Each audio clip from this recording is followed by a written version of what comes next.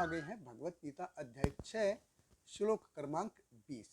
हम देख रहे हैं कि भगवान कृष्ण एक्सप्लेन कर रहे हैं कि एक योगी, एक भक्त, एक आध्यात्मवादी जिसकी चेतना उसके अंतर मन में पूरी तरह डूब चुकी है, उसके थॉट प्रोसेस कैसे हो जाते हैं, उसकी सोच कैसे हो जाती है। तो ये बहुत ही महत्वपूर्ण है कि किसी योगी, किसी व्यक्ति की सोच कैसी हो जाती है। तो भगवत गीता अध्याय 6 श्लोक क्रमांक 20 भगवान कृष्ण कहते हैं, यत्र उपरमते चित्तम निरुद्धम योग सेवया यत्र च एव आत्मना आत्मनम पश्यन् आत्मनि तुष्यति। भगवान कृष्ण कहते हैं कि सिद्धि की अवस्था में, जिसे समाधि कहते हैं, मनुष्य का मन योगाभ्यास के द्वारा भौतिक मानसिक क्रियाओं से पूर्णतः संयमित हो जाता है। इस सिद्धि की विशेषता यह है कि मनुष्य शुद्ध मन से अपने को देख सकता है और अपने आप में आनंद उठा सकता है। देखिए, भगवान कृष्ण कह रहे हैं, यत्र उपरमते, रमते मीन्स एंजॉय करना, टू एंजॉय। उपरमते मतलब कि उपरमण मतलब कि उच्च स्तर का आनंद, वो चेतना के स्तर पे, आध्यात्म के स्तर पे उच्च स्तर का आनंद ले रहा है। सो समाधि मतलब कि भौतिक जगत के जो वस्तु हैं उनके स्पर्श से दूर रहना, उनका स्पर्श न होना। तो अगर योग के हिसाब से देखा जाए तो दो प्रकार की समाधि होती है, एक संप्रज्ञता समाधि, एक असंप्रज्ञता समाधि। संप्रज्ञता समाधि मतलब हमको उसमें बाह्य वस्तुओं का आभास होता है, और असंप्रज्ञता समाधि मतलब हमको उसमें किसी बाहरी वस्तु का आभास नहीं होता। तो जो एक आध्यात्मवादी है, जो अष्टांग योग की सहायता ले रहा है, वो असंप्रज्ञता समाधि, यानी कि उसने पूरी तरह अपने शरीर, अपनी आत्मा, अपनी आंखों को स्थिर कर दिया है, अपनी इंद्रियों को स्थिर कर दिया है, और वो सिर्फ भगवान के ध्यान में केंद्रित कर लिया है अपने आप को उसने। तो वो बाह्य जगत से पूरी तरह अनभिज्ञ है, चाहे बाह्य जगत में उसके आसपास कुछ भी हो रहा हो, उससे उसका कोई लेना देना नहीं। लेकिन ये इसके ऊपर डिपेंड करता है कि उसका मन किस तरह ट्रेंड हुआ, तो उसका ये मन कैसा उसका ट्रेंड हुआ उसके ऊपर डिपेंड करता है। जैसे एक बार एक नाई होता है, वो अपने दुकान में बाल काटता है, तो उसके पास एक बार धनी सेठ आता है बाल कटवाने के लिए, और वो बाल काटता रहता है, और बाल काटने में इतना व्यस्त हो जाता है कि उसके दुकान के सामने से एक बारात निकल के चली जाती है और उसको पता भी चलता नहीं।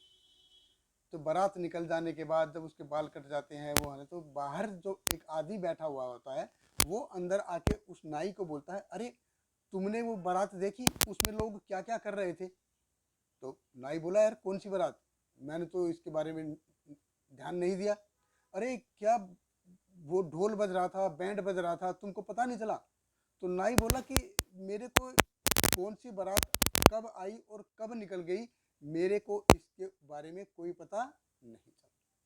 तो ऑफ कोर्स ये समाधि नहीं है, लेकिन हम उसको एक एग्जाम्पल के तौर पे देख सकते हैं कि किसी व्यक्ति का मन अगर किसी एक चीज पे एकाग्रचित हो जाता है, कंसंट्रेट हो जाता है, तो ये समझ है। तो इसको हम अपने नॉर्मल जीवन में भी रिलेट कर सकते हैं। जैसे कई बार क्या होता है कि हम अपना बहुत फेवरेट खाना खा रहे होते हैं, अपना इंद्रिय भोग है जैसे, तो बहुत फेवरेट खाना खा रहे होते हैं, या कोई फेवरेट मूवी देख रहे होते हैं, या कोई फेवरेट गेम खेल रहे होते हैं, या फेवरेट गाना सुन रहे होते हैं, तो हम उसको हम बाह्य जगत में क्या हो रहा है उसके बारे में हमको कभी पता चलता नहीं।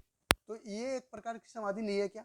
ये एक प्रकार की समाधि ही है कि ऐसा नहीं है कि हमारा मन समाधि की अवस्था में जाने के लिए तैयार नहीं हो। यस, हमारा मन समाधि की अवस्था में जाने के लिए तैयार रहता है। ऐसा नहीं है कि हम बाह्य जगत की जो चीज़ें हैं उनसे परावर्त ना हो सके, हम बाह्य जगत की जो चीज़ें हैं उनसे परावर्त होते हैं। तो भौतिक आनंद क्या है? एक दूसरी भौतिक वस्तु से अपने आप को अलग करते हैं, तो वो भौतिक आनंद। असली समाधि में क्या होता है? हम अपने सारी भौतिक वस्तुओं से अपने आप को अलग करते हैं आध्यात्म के कारण। तो इसमें एक्चुअली बहुत ही पेन लेने की जरूरत होती है। तो भगवान कृष्ण यही कह रहे थे कि असंवर्गता समाधि के बारे में बताते हैं कि कोई व्यक्ति बाह्य जगत से पूरी तरह अनभिज्ञ हो रहता है, उसके अराउंड क्या हो रहा है उसको बारे में कुछ भी पता नहीं। लेकिन संप्रज्ञता जो समाधि है ये भक्तों के लिए, कि वो विग्रह की सेवा करता है, अभिषेक करता है, डेकोरेट करता है, उनकी पोशाक सीलता है, इसमें ये सब कुछ हो रहा है, तो उसकी इंद्रियां उसमें इन्वॉल्व हैं, तो जो उसकी इंद्रियां हैं उसमें कार्यशील हैं। तो भगवान को देखना, भगवान के अर्चा विग्रह की सेवा करना, भगवान के बारे में सोचना, तो एक्टिव सेंस है, कार्यशील है, हमारी जो इंद्रियां हैं उसमें कार्यशील है, तो इंद्रियों से हम कार्यकलाप करते हैं। तो भगवान कृष्ण की जब सेवा में एंगेज रहते हैं तो ये संप्रज्ञता सम्राट। तो भगवान ने जैसे 18वें श्लोक में बताया भी है, निष्प्रह सर्व कामो भ्यो, ये संप्रज्ञता समाधि है कि इंद्रियां हैं जो इंद्रिय विषय के कांटेक्ट में जाएगी लेकिन फिर भी निष्प्रह, यानी कि भौतिक चीजों से वो अलग करता है। सो भगवान कृष्ण कहते हैं यत्र च आत्मन आत्मनम पश्चन आत्मनि तुष्यते, तो वो व्यक्ति अपने आप को भगवान का एक अंश मानता है, भगवान का हिस्सा मानता है। भगवान अनादि है, अनंत है, और वो अनंत का अपने आप को हिस्सा मानता है और वो उसी में आनंद महसूस करता है, चाहे उसने अपने आप को भौतिक जगत से अलग क्यों ना कर दिया। बहुत बहुत धन्यवाद। हरे Krishna. Hare Krishna, Hare Krishna, Krishna Krishna, Hare Hare, Hare Rama, Hare Rama, Rama Rama, Hare Hare.